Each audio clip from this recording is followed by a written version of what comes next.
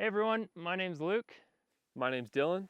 and today we're talking about a bike. It's actually my bike. It's the Commencal Meta TR 29.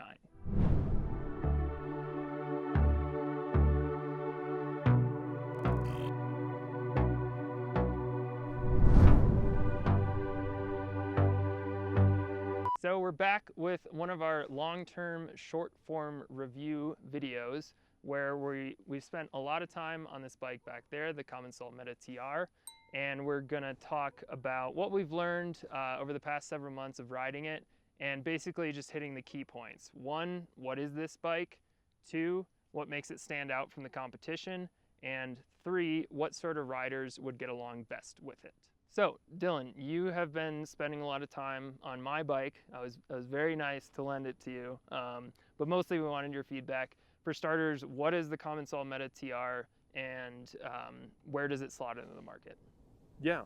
So the Commencal Meta TR has been in Commencal's lineup for a while, and I believe this is the second iteration of the 29-inch wheeled version. And it's kind of in the middle of the trail bike category with 160 millimeters in the front and 140 in the rear. And it's supposed to be one of those more versatile all-rounder bikes that can handle anything from more mellow trail rides to longer days at the bike park.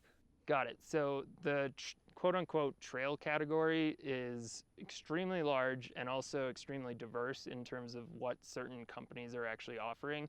So what makes the Meta TR stand out in that kind of very ambiguous class? Yeah, you've got a lot of options in the trail category today, and this bike stands out because it has longer reach than most of those other bikes. This bike comes in at 465 millimeters for a medium, which is pretty long, especially for a medium. And it also has a 64-degree head tube angle, so we're seeing a lot of that more progressive, more downhill oriented, you could say, geometry on the Meta TR, which is a little different for a trail bike for sure. Yeah, totally. Like its geometry wouldn't be out of place on even a modern enduro bike. Yeah, not at all. And it's even pretty similar to the Meta AM 29, which definitely says something. And the Commencal Meta TR 29 also only comes in an aluminum frame. And Commencal is a direct-to-consumer brand as well, so it's priced a little lower than some of its more similar counterparts that have similar specs.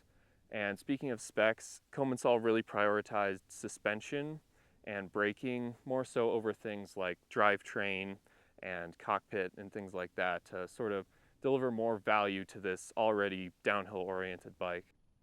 Yeah, we've been testing the race build, which actually comes in just under 5 grand, and that still gets you top of the line suspension from RockShox. You're on all the models, you're typically getting very nice suspension for the price, and maybe not the nicest drivetrain or brakes out there, but all in all, definitely a good deal for the money. And on that note about the aluminum frame, how much does this thing weigh? So we weighed this thing at just under 36 pounds. And if you take a look at the frame, like you said, it's pretty burly. And with the components that Commencal put on this bike, they prioritize value over lightweight. So there's nothing carbon on this frame, and it really shows in the weight for sure. So we've touched on some of the specs, geometry, build, pricing. Once you actually get it on a trail, what makes this bike stand out?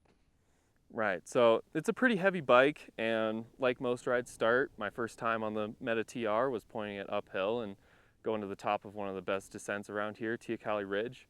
And despite being so heavy, I was actually really impressed by how well it climbed. It has a really good balance of traction and efficiency. For just sitting down and sort of grinding out climbs, you get pretty minimal pedal bob, and I didn't find the rear wheel to be washing out very much either. And speaking of climbing, I think it has a 78-degree effective seat tube angle, and that's on the builds with a 150 millimeter fork. And as you can see on this one, I'm running the seat pretty high on it, and so we're probably somewhere in the ballpark of 77, but still a pretty steep seat tube angle. And so it was pretty impressive how when the trail got really steep, you could still stay seated, put the power down, and keep that front wheel weighed to avoid any sort of wandering and just grind out climbs, which I think says a lot about this bike. So pretty efficient climber, not the quickest bike on the uphills, but what about once you get it pointed downhill? Yeah, pointing this bike downhill, I think definitely made it stand out a lot more from the other trail bikes I've been on. It really handles chunky and fast trails a lot better than its, name of a trail bike might suggest. I really found myself letting off the brakes and really just trusting this bike's geometry and the suspension to take care of all the chatter that was happening underneath me out on the trails. And I know we've been talking about the weight a bunch, but this is where I actually feel like the weight has a pretty positive effect. Jumping back on other lighter bikes that have similar travel, I sort of found myself getting knocked around a bit more, especially in the front wheel. And so I feel like the weight of this bike definitely helps it keep on a line and stay composed in otherwise pretty chunky trails where other bikes might get deflected. Yeah, totally. I think there's an upside to that weight that I don't think it's mentioned a whole lot in bike reviews, but kind of planted is one of the main words that comes to mind, especially with this build. The race build comes with a Super Deluxe coil shock, and I think it pairs really well with that Lyric on the front. It's very smooth, very composed for what it is, and like we said earlier, it's got geometry that wouldn't be out of place on an enduro bike. So yeah, basically, if you want a 140-ish travel bike that is not going to hold you back on steep, fast, and chunky descents, that's definitely what makes this bike stand out. Were there any other areas where you thought maybe the Meta TR outperformed its kind of trail bike moniker? Yeah, for sure. I think this bike feels a lot more home at the bike park than other similar trail bikes with similar travel. And so if you're someone who wants to get a trail bike but is kind of hesitant about beating it up at the bike park, I would really not be very hesitant about beating this bike up at all, being that it's pretty burly, comes with really good suspension, and it just withstands hard, heavy use pretty good. And I wouldn't hesitate about racing this in an enduro race either, for sure. Maybe even like a casual downhill race. Yeah. Cool. So we've covered what makes this bike stand out, some of the notable features. For someone who's in the market today, what sort of rider should be considering this bike? Yeah, so if you're looking for a trail bike, but you don't shy away from riding really fast and really hard and frequently riding steep technical trails, or taking your bike to the bike park 1 or 2 days a week, I think the Meta TR definitely descends better than most other trail bikes out there. So it's definitely a good option for people like that.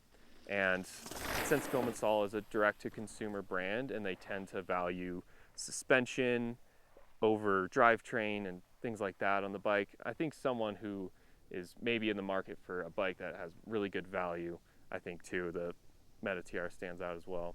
The geometry, the suspension design, they don't feel like they're optimized for someone who prioritizes the uphills more than the downhills. And it makes sense to pair that with really nice suspension, maybe not getting the nicest drivetrain or any super light parts, but it feels like a pretty cohesive design. And personally, like, I am definitely not the fastest rider out there, but what I really like about this bike is that for how much travel it has, it does a really good job of just staying predictable and composed in chunky stuff, even if you're not going super fast, as well as steep terrain. You never feel like you're getting pitched over the bars. So for someone like me who's trying to improve, trying to get into more challenging terrain, but maybe like they can't afford two bikes, like I can't afford two bikes, and they don't want to go with like a full-on enduro sled, I think this bike makes a lot of sense from both a performance and a value perspective. Yeah, if you're a rider who rides more like mellow XC trails and maybe occasionally gets into the steep stuff, I think lighter offerings that are a little bit more snappy, like the Pivot Switchblade, are better options. But if your rides look like long climbs followed by long sustained descents, I think that's where this bike really stands out. 100%. Cool, so that wraps up our long-term short-form review of the Commencal Meta TR 29. As always, you can head to our website, blisterreview.com, for our written review, which goes into much more detail, especially involving the individual components on the build kit, geometry, how Dylan and I got along with the fit, being different size, and all of that. So head to blisterreview.com for more info, and in the meantime, stay tuned for more reviews.